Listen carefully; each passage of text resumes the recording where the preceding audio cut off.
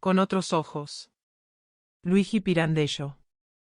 Desde la amplia ventana, abierta hacia el jardín colgante de la casa, se veía, como posada sobre el azul vivo de la fresca mañana, una rama de almendro florecido, y se oía, mezclado con el ronco y modesto gorgoteo de la fuente en medio del jardín, el repiqueteo festivo de las iglesias lejanas y el chillido de las golondrinas, embriagadas de aire y de sol.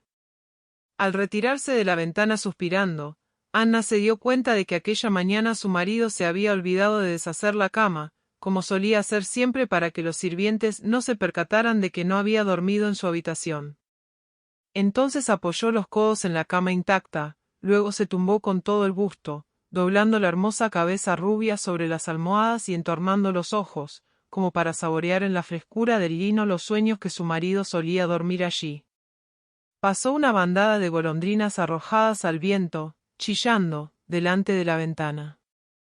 «Mejor si hubieras dormido aquí», murmuró para sus adentros, y se levantó, cansada.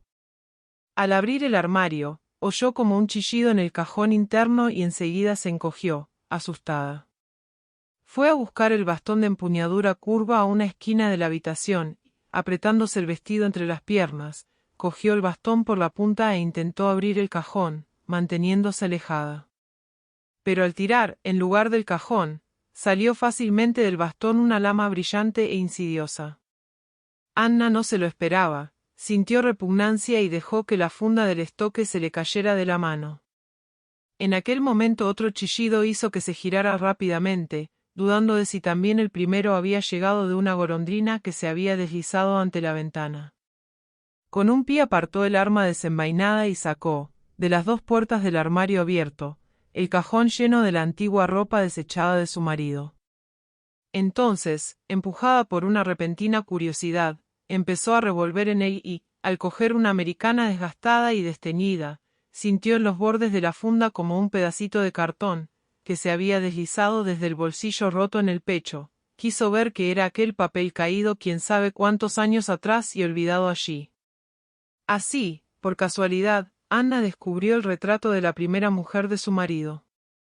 Palideciendo, con la vista enturbiada y el corazón suspendido, corrió a la ventana y se quedó allí durante un largo rato, atónita, mirando la imagen desconocida, al borde de la consternación. El gran moño en la cabeza y el vestido de estilo antiguo no le hicieron notar, al principio, la belleza de aquel rostro, pero en cuanto pudo distinguir las facciones, abstrayéndolas del vestuario, que ahora, después de tantos años, aparecía torpe, y fijarse especialmente en los ojos, casi se sintió ofendida, y un arranque de odio le subió del corazón a la mente, odio por los celos póstumos, el odio mixto de desprecio que había sentido hacia aquella mujer al enamorarse del hombre que ahora era su marido, 11 años después de la tragedia conyugal que había destruido de un solo golpe la primera casa de él. Anna había odiado a aquella mujer, no conseguía entender cómo había podido traicionar al hombre que ahora ella adoraba. Sus parientes se habían opuesto a su matrimonio con Brivio, como si éste fuera responsable de la infamia y de la muerte violenta de la mujer infiel. Era ella, sí, sin duda era ella. La primera esposa de Vítor, la que se había matado. Se lo confirmó la dedicatoria en el dorso del retrato, a mi Vítor, de su Almira 11 de noviembre de 1873. Anna tenía informaciones muy vagas acerca de la muerta, solamente sabía que su marido, descubierta la traición, la había obligado, con la impasibilidad de un juez, a quitarse la vida. Ahora recordó con satisfacción esta condena del marido, irritada por aquel mío y por aquel suya de la dedicatoria, como si aquella mujer hubiera querido ostentar, únicamente para desairarla, la estrechez de la relación que la había unido recíprocamente a Vítor. A aquel primer relámpago de odio, despertado por la rivalidad que aún existía, siguió en el alma de Anna la curiosidad femenina de examinar las facciones de aquel rostro, apenas retenida por la consternación que se siente ante la vista de un objeto que perteneció a alguien muerto trágicamente, consternación ahora más viva, aunque no desconocida para Anna, porque envolvía todo su amor por el marido, quien había pertenecido a aquella otra mujer. Examinando el rostro de ésta, Anna notó enseguida lo diferente que era del suyo y al mismo tiempo le surgió una pregunta del corazón, cómo era posible que su marido, que tanto había amado a aquella mujer, a aquella joven seguramente muy hermosa para él, se hubiera enamorado luego de ella, que era tan diferente. Aquel rostro, que en el retrato se veía moreno, a Anna le parecía hermoso, mucho más hermoso que el suyo. Y aquellos labios se habían unido en un beso a los labios de su marido. ¿Por qué en los ángulos de la boca había aquel pliegue doloroso? ¿Y por qué la mirada de aquellos ojos intensos era tan triste? Todo el rostro exhalaba un duelo profundo y Anna casi sintió despecho por la bondad humilde y verdadera que aquellas facciones expresaban, y entonces un impulso de rechazo y de repugnancia le invadió, porque le pareció divisar de pronto, en la mirada de aquellos ojos, la misma expresión de los suyos cuando, pensando en su marido, se miraba en el espejo por la mañana, después de haberse arreglado. Apenas tuvo tiempo de meterse el retrato en el bolsillo, su marido se presentó, resoplando, en el umbral de la habitación. ¿Qué has hecho? Has ordenado como siempre. ¡Ay, pobre de mí! Ahora no encontraré nada. Luego, viendo el estoque desenvainado en el suelo, dijo: «Ah, ¿has practicado esgrima con la ropa del armario?» Y rió con su risa que salía de la garganta como si alguien le hiciera cosquillas en ella. Mientras reía así, miró a su mujer como si le preguntara el porqué de su propia risa. Mirando, parpadeaba rápida y continuamente sobre los ojos agudos, negros, inquietos. Vito Urbrivio trataba a su esposa como una niña, capaz solamente de aquel amor ingenuo y casi pueril que lo rodeaba, a menudo con fastidio, y al cual se había propuesto prestar atención de vez en cuando, mostrando, incluso en aquellos momentos, una condescendencia casi teñida de leve ironía, como si quisiera decir: «Pues bien, vamos. Durante un rato yo también me volveré niño contigo, hay que hacerlo, pero no perdamos demasiado tiempo». Anna había dejado caer a sus pies la vieja americana donde había encontrado el retrato. Vítor la cogió con la punta del estoque y la levantó en el aire, luego llamó desde la ventana al sirviente que estaba en el jardín, ejercía de cochero, y que en aquel momento estaba atando el caballo a la carroza. Apenas el joven se presentó en camiseta debajo de la ventana, Brivio le arrojó a la cara, desgarbadamente, la americana ensartada, acompañando la limosna con un «Toma, es para ti». «Así tendrás menos prendas que cepillar», añadió, dirigiéndose a la mujer, «y que ordenar, esperemos». Y de nuevo rió de aquella manera tan suya y parpadeó varias veces. Otras veces el marido se había alejado de la ciudad y no solamente por pocos días, partiendo incluso de noche como aquella vez, pero Anna, aún dominada por la impresión del descubrimiento de aquel retrato, sintió un miedo extraño de quedarse sola y se lo dijo, llorando, a su marido. Vito Urbrivio, apresurado por el temor de no llegar a tiempo y completamente absorto en sus asuntos, recibió con descortesía aquel llanto. «¿Cómo? ¿Por qué? Vamos, vamos, son niñerías». Y se fue con prisa, sin siquiera despedirse de ella. Anna se sobresaltó por el ruido de la puerta que él cerró con ímpetu, se quedó en la sala con la lámpara en la mano y sintió que las lágrimas se le helaban en los ojos. Luego se reanimó y se retiró rápidamente a su habitación, para irse a la cama de inmediato. El quinqué ardía en la habitación ordenada. «Ve a dormir», le dijo Anna a la camarera que la esperaba. «Yo me ocupo. Buenas noches». Apagó la lámpara pero, en lugar de ponerla en la ménsula como solía hacer, la puso en la mesita de noche, presintiendo, aunque contra su propia voluntad, que tal vez la necesitaría más tarde. Empezó a desvestirse con prisa, con la mirada clavada en el suelo, ante sí. Cuando el vestido le cayó alrededor de los pies, pensó que el retrato estaba allí y con viva molestia se sintió mirada y compadecida por aquellos ojos dolidos, que le habían provocado tanta impresión. Se agachó, decidida, para recoger el vestido de la alfombra y lo puso en el sillón que había a los pies de la cama, sin doblarlo, como si el bolsillo que escondía el retrato y la maraña de la tela debieran y pudieran impedir que reconstruyera la imagen de aquella muerta. Apenas se tumbó, cerró los ojos y se impuso seguir a su marido, con el pensamiento, por el camino que llevaba a la estación ferroviaria. Se lo impuso por la rencorosa rebelión al sentimiento que la había mantenido alerta durante todo el día, observando y estudiando a su marido. Sabía de dónde surgía aquel sentimiento y quería expulsarlo de sí. El esfuerzo de la voluntad le producía una fuerte excitación nerviosa.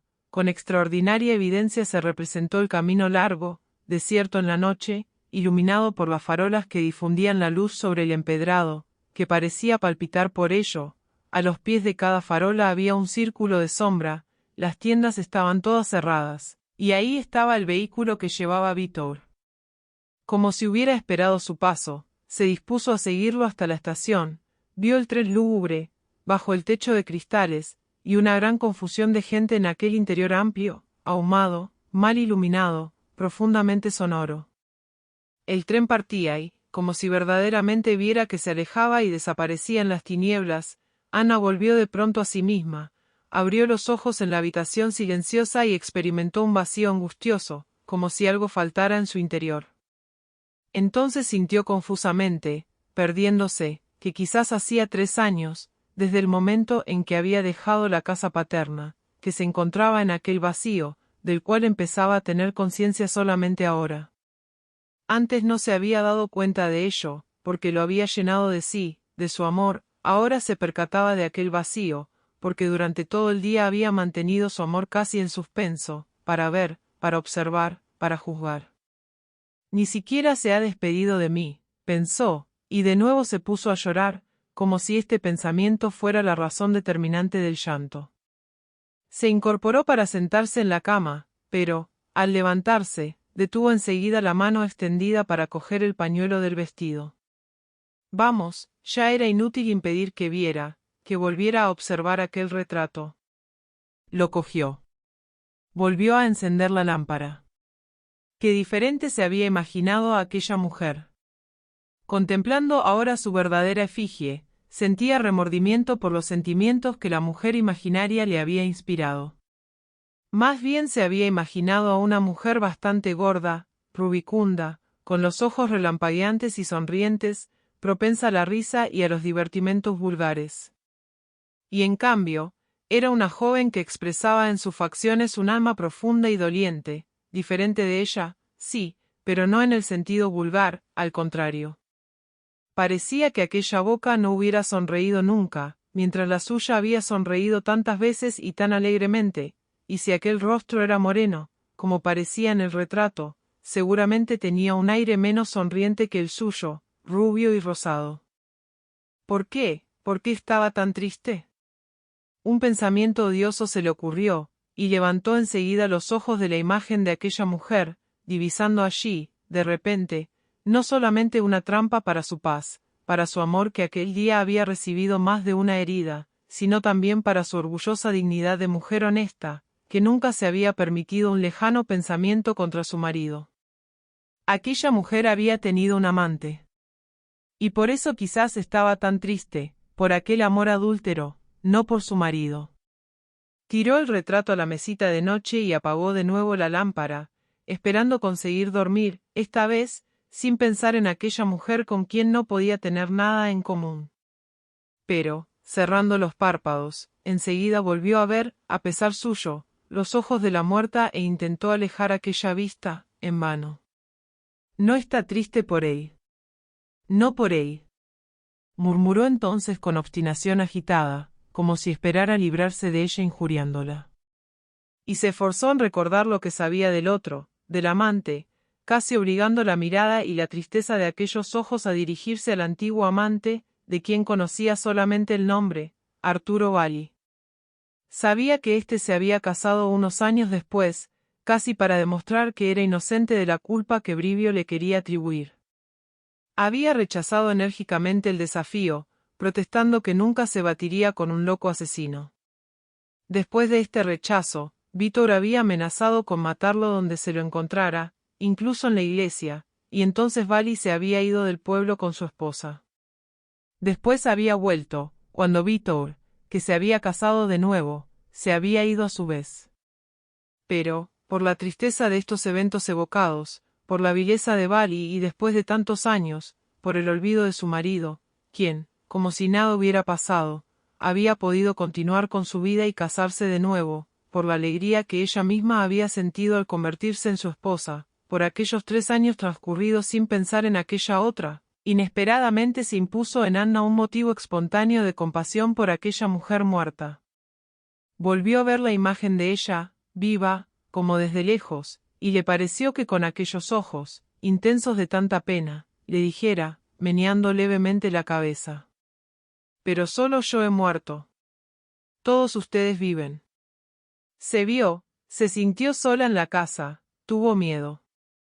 Sí, ella vivía, pero hacía 3 años, desde el día de la boda, que no había vuelto a ver, ni siquiera una vez, a sus padres ni a su hermana.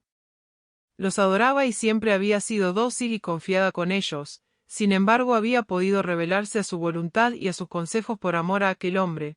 Por amor a aquel hombre había enfermado mortalmente y habría muerto si los médicos no hubieran convencido a su padre de que aceptara el matrimonio. Su padre había cedido, pero no había condescendido, es más, había jurado que Anna dejaría de existir para él y para su casa, después de aquel matrimonio. Además de la diferencia de edad, el marido tenía 18 años más que ella. El obstáculo más grave para su padre había sido la posición financiera de Vítor, sujeta a rápidos cambios por los arriesgados negocios en los cuales solía lanzarse con confianza temeraria en sí mismo y en la suerte. En 3 años de matrimonio Anna, rodeada de comodidades, había podido considerar injustas o prejuiciosas las consideraciones paternas acerca de los bienes de su marido, en quien, por otro lado, ella misma, inconsciente, confiaba al igual que él en sí mismo.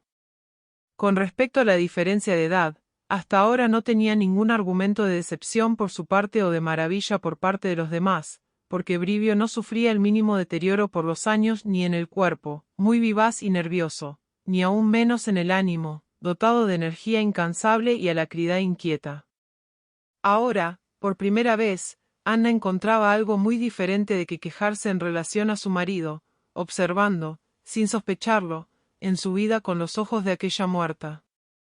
Sí, era cierto, otras veces se había sentido herir por la indiferencia casi desdeñosa de él, pero nunca como aquel día.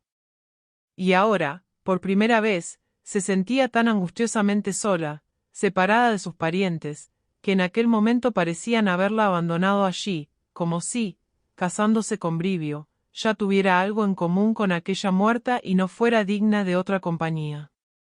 Y el marido que tendría que consolarla, su propio marido, parecía no querer darle mérito alguno por haber sacrificado, en su nombre, su amor filial y fraternal, como si no le hubiera costado nada, como si él tuviera derecho a aquel sacrificio y por eso ahora no tenía el deber de compensarlo.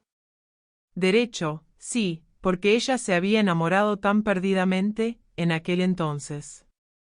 Y por eso ahora él tenía el deber de compensarla. Y en cambio. Será siempre así. A Anna le pareció que suspiraban los doloridos labios de la muerta. Volvió a encender la lámpara y, de nuevo, contemplando la imagen, se sintió atraída por la expresión de aquellos ojos. Ella también, por tanto, había sufrido realmente por él. Ella también, al darse cuenta de no ser amada, había sentido aquel vacío angustioso. Sí. Sí. Anna, ahogada por el llanto, le preguntó a la imagen. Y entonces le pareció que aquellos ojos buenos, apasionados, la compadecían a su vez, se apiadaban de aquel abandono, del sacrificio no retribuido, del amor que quedaba encerrado en su pecho, como un tesoro en un cofre, del cual su marido tenía las llaves, que, avaro, no utilizaría jamás. Fin.